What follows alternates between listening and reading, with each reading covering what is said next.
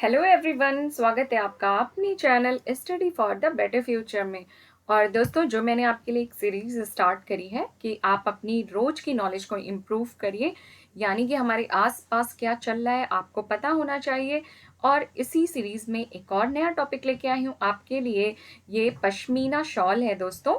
Pashmina shawl आपने जो भी मेरे छोटे बच्चे हैं वीवर्स, वो उन्होंने अपनी मम्मी को केयर करते हुए देखा होगा या दादी को केयर करते हुए देखा होगा कि बहुत महंगा शॉल है, इसे अच्छे से रखना है और बहुत ही सेंसिटिव होता है, बहुत गर्म होता है, बहुत ही खूबसूरत होता है। तो ये होता है हमारा पश्मीना शॉल। तो गवर्नमेंट ने एक न्यू पहल शुरू करी है पश्मीना शॉल के लिए। तो चलिए मैं आपको जल्दी से बता देती हूँ इसके इम्पोर्टेंट पॉइंट्स। दोस्तों, ये जो पश्मीना शॉल है, आप देख रहे हैं यहाँ पे कुछ विमेंस बैठ के हाथों से एक बहुत ही बारीक सी एम्ब्रॉयडरी कर रहे हैं। तो ये जम्मू कश्मीर में तैयार करी जाती है खास करके। दोस्तों, वैसे ये सारे लगभग पहाड़ी एरियाज में इस शॉल को बनाने का चलन है, लेकिन मेनली ये जम्मू कश्मीर के रीजन में आपको बहुत ज़्यादा दिखेगी। ठीक है।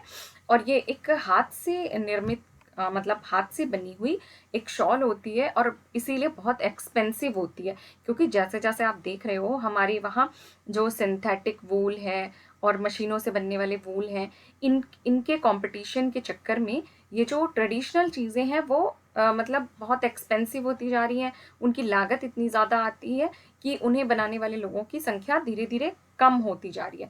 तो इसको इम्प्रूव करने के लिए एक गवर्नमेंट ने एक पहल करी है जिसका नाम है सेंटर फॉर एक्सीलेंस, यानी कि CEF। तो चलिए देखते हैं कि CEF के तहत पश्मीना शॉल बनाने वालों के लिए क्या किया गया है। तो बच्चों, जो आपने अभी आगे देखा कि जैसे आप देखते होंगे ना कि इस तरह की एम्ब्रॉयडरी, कढ़ाई बुनाई और मैट बनाना या जो भी हमारे आसपास की चीज़ों से कुछ डेकोरेटिव बनाना मुख्यतः महिलाओं को आपने देखा होगा, विमेंस को बनाते हुए देखा होगा। तो यहाँ पे CEF का यही करना है कि विमेंस की मजदूरी को बढ़ाना है। ठीक है। यानी एक इनको फिक्स आमदनी का जरिया प्रोवाइड कराना है, और जिससे ये जो हाथ से बनने वाली चीज़ है, ये पश्मीना की क्वालिटी यही है कि ये बहुत खूबसूरत होती है और ये हाथ से बनती है। ठीक है। आपने देखा होगा हथकरघा उद्योग होते हैं। ठीक है। ये इसलिए इसको बचाने के लिए सिंथेटिक के आगे मार्केट में इतना ज़्यादा सिंथेटिक चीज़ों ने मार्केट को कैप्चर कर लिया है कि जो हमारी ट्रेडिशनल चीज़ें हैं उन्हें ज़िंदा रखने के लिए गवर्नमेंट को पहल करनी ही पड़ेगी। और इसी तरह की एक पहल करी गई है जो कि जम्मू कश्मीर में खास करके विमेंस को बनाने के लिए इसको और ज़्यादा प्रोत्साहित करना है। ठीक है। कि उनके वेजेस बढ़ा दिए जाएंगे, उनको एक फिक्स अमाउंट दिया जाएगा, ऐसा करके इसकी ग्रोथ को और बढ़ाना है। तो मैं आपको बता दूं कि ये जो पश्मीना शॉल है दोस्तों, ये देखिए, ये आप इसको वो मत समझिएगा, आपको ज़्यादातर पढ़ने को मिलता होगा कि जो वूल है, जितनी भी हमारी गर्म चीज़ें हैं, वो ज़्यादातर शीप से बनती हैं। लेकिन दोस्तों, ये जो शॉल है ना, इतनी खूबसूरत सी, ये बनती है इस गोट से। ये बकरी है। ठीक है। तो कंफ्यूज मत होइएगा, ये पहाड़ों की बकरी है और ये करीब सी लेवल से 4000 6000 हाइट पे पाई जाती है। और इसीलिए जम्मू कश्मीर, लद्दाख, आप सिक्किम ले लो, नेपाल ले लो, इधर ये बकरियां मिलती हैं। और इनका नाम क्या है? इन बकरियों का दोस्तों नाम है चांग तागी बकरी। ठीक है। और इन्हें अलग अलग नामों से जाना जाता है, जैसे कश्मीर में चांग तागी कहते हैं, कारगिल एरियाज में मलरा कहते हैं, हिमाचल में चेंगू कहते हैं, नेपाल में चांगारा कहते हैं। पर ये है एक बकरी ही, एक गोट है। और इसके आपको फर दिख रहे हैं ना, कितने सॉफ्ट से हैं एकदम, मतलब सिल्की से, मुलायम से। तो ये गोट होती है। ठीक है। तो एक बहुत ही अच्छा जनरल नॉलेज का क्वेश्चन आपका प्रिपेयर हो गया कि पश्मीना शॉल जो बनती है ये एक गोट के बालों से बनती है। ठीक है। और ये महीन प्रकार की कश्मीरी है और इसकी बुनावट बहुत ही हल्की और महीन होती है। पता है, हमारी दादी हमेशा हमें बताया करती थी कि जो पश्मीना शॉल है, एक छोटी सी रिंग में से आप पूरी शॉल को निकाल सकते हो। आप समझ सकते हो इसकी सॉफ्टनेस का अंदाज़ा।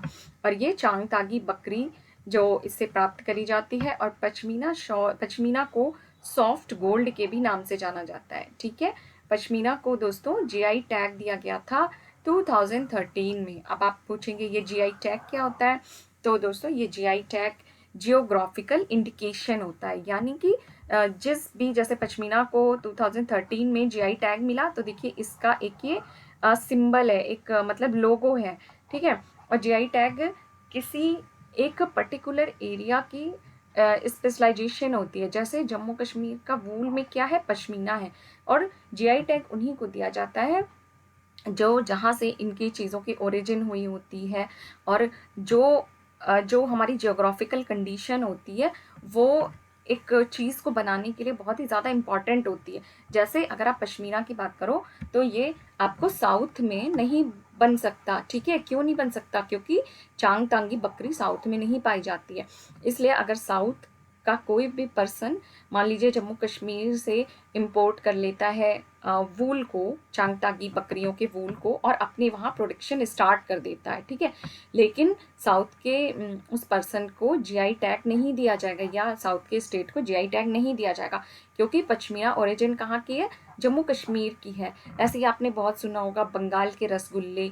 आपको पता है एक वॉर छिड़ गई थी कि बंगाल के रसगुल्ले मतलब ये जो रसगुल्ला जिसे कहते हैं ना, वो वाइट छेना, वो जो है ये बंगाल का था या उड़ीसा का था। फिर फाइनली बहुत रिसर्च हुई इस पे, और ये टैग मिला रसगुल्ले का बंगाल को, ठीक है। जीआई टैग दिया गया था बंगाल को। इसी तरह 2013 में जीआई टैग मिला पश्मीना को। जैसे बासमती राइस है, तो बासमती राइस बहुत जगह होता है, तो उसको मतलब जीआई टैग अलग अलग एरियाज़ में दे दिया जाता है, ठीक है। जैसे बिहार की लीची है, अगर आप लखनऊ से बिलोंग करते हैं तो आपको पता होगा चिकन कारी जो है उसको जीआई टैग दिया गया है यूपी से, तो इसे कहते हैं जीआई टैग। तो बस मैंने यहाँ पे छोटी छोटी सी इन्फॉर्मेशन आप प्यारे प्यारे बच्चों के लिए कलेक्ट करी है। जैसे आप वीडियो में देखिए बहुत ज़्यादा मतलब बहुत ज़्यादा लंबे वीडियोज़ इसीलिए मैं नहीं बना रही हूँ, पर चैनल को लाइक शेयर एंड सब्सक्राइब करना बिल्कुल ना भूलें अगर आपको ये अच्छा लगता है। And take care, bye.